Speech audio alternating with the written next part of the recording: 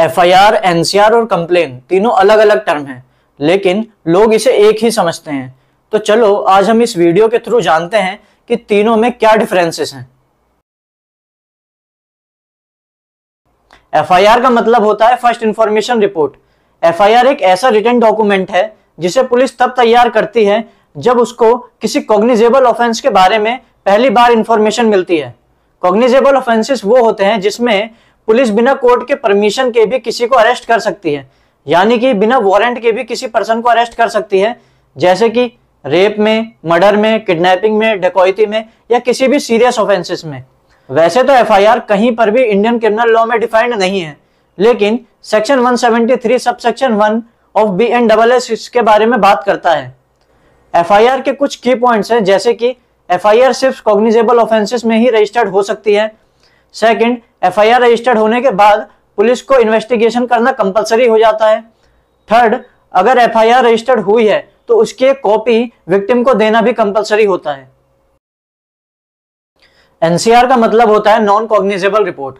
NCR police तब registered करती है जब पुलिस को किसी नॉन कॉग्निजेबल ऑफेंस के बारे में इंफॉर्मेशन मिलती है। नॉन कॉग्निजेबल ऑफेंसेस वो होते हैं जिसमें पुलिस बिना कोर्ट के परमिशन के भी किसी को अरेस्ट कर सकती है, जैसे कि डिफेमेशन के केस में या फिर पब्लिक न्यूसेंस में या फिर सिंपल हर्ट में। एनसीआर भी कहीं पे भी हमारे इंडियन क्रिमिनल लॉ में डिफाइंड नहीं है, लेकिन सेक्शन 174 ऑफ BNSS इसके बारे में बात करता है। एनसीआर के कुछ की पॉइंट्स हैं, जैसे कि एनसीआर नॉन कॉग्निजेबल ऑफेंसेस में या फिर नॉन सीरियस केसेस में ही रजिस्टर्ड हो सकती है।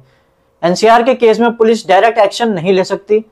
थर्ड, एनसीआर के केस में पुलिस को इन्वेस्टिगेशन करने के लिए या फिर किसी को अरेस्ट करने के लिए कोर्ट की परमिशन चाहिए होती है।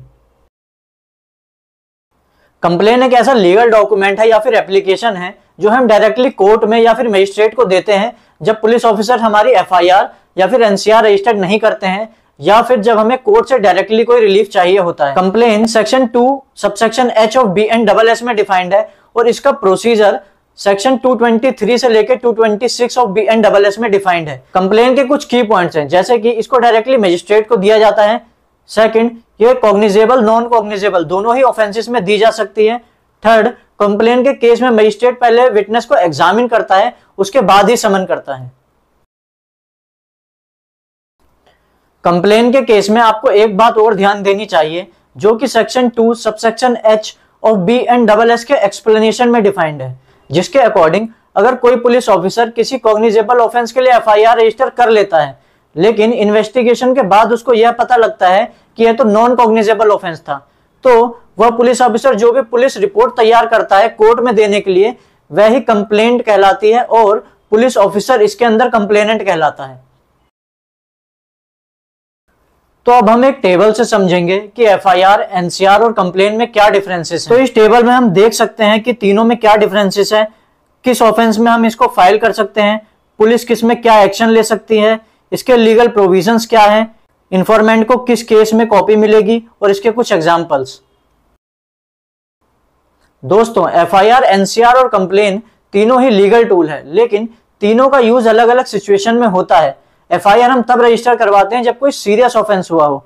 एनसीआर हम तब रजिस्टर करवाते हैं जब कोई नॉन सीरियस ऑफेंस हुआ हो, यानी कि कोई छोटी मोटी लड़ाई हुई हो। कंप्लेन हम तब रजिस्टर करवाते हैं जब हम पुलिस से संतुष्ट ना हो या फिर हमें कोर्ट से कोई डायरेक्ट रिलीफ चाहिए हो। तो दोस्तों, अगर आपको यह वीडियो थोड़ा भी इंफॉर्मेटिव लगा हो तो इसको लाइक करें, कमेंट करें और ऐसे ही लीगल नॉलेज के लिए सब्सक्राइब भी करें।